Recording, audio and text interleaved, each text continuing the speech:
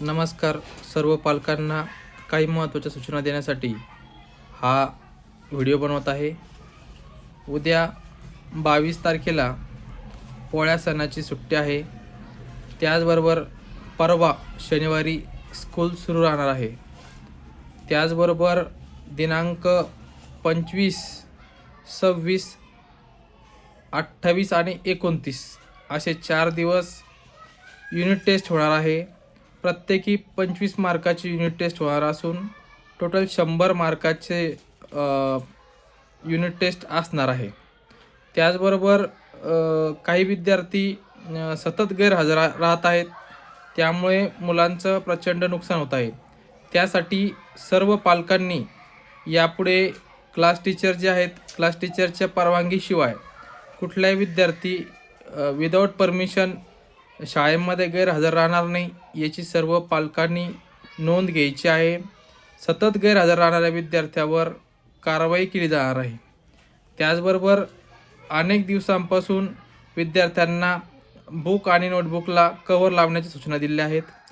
त्या अनुषंगाने सर्व पालकांनी विद्यार्थ्यांच्या बुक्स आणि नोटबुक याला कव्हर लावून द्यायचे आहेत, जेणेकरून ते बुक्स आणि नोटबुक्स खराब होणार नाही आणि वर्षभर ते चांगल्या प्रकारे टिकतील। त्याचबरोबर शाळेची फीस जी आहेत, काही पालकांनी अद्याप शाळेची फीस भरलेली नाही।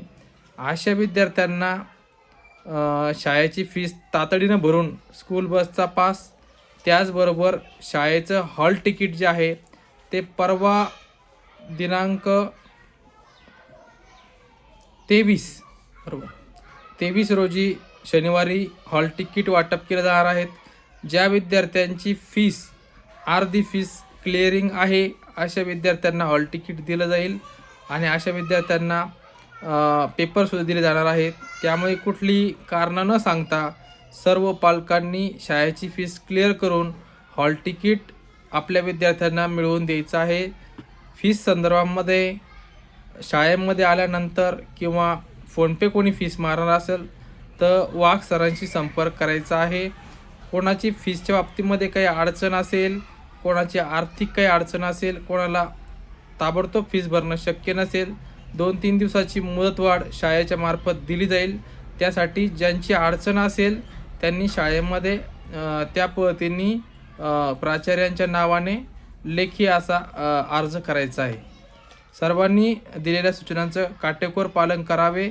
त्याचबरोबर घरी आपल्या विद्यार्थ्यांकडून येणाऱ्या युनिट टेस्टची तयारी करून घ्यावी, अभ्यास करून घ्यावा। त्याचबरोबर वाचनाची सवय काही विद्यार्थ्यांची मोडत चाललेली आहे। घरी वाचनाची सवय मुलांना लावावी। मुलांचं नियमित सर्व पालकांनी किमान 1 तास मराठी आणि 1 तास हिंदी आणि अर्धा तास किमान इंग्लिश अशा पद्धतीने रोजचं 1.5-2 तास किमान 2 तास तरी कमीत कमी रीडिंग कशा पद्धतीने होईल या संदर्भामध्ये पालकांनी नियोजन करावं। धन्यवाद।